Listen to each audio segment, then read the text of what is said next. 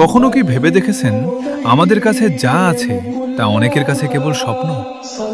আমরা অভিযোগ করতে করতে ভুলে যাই যে আল্লাহ আমাদের কত অসংখ্য নিয়ামত দিয়ে ঘিরে রেখেছেন।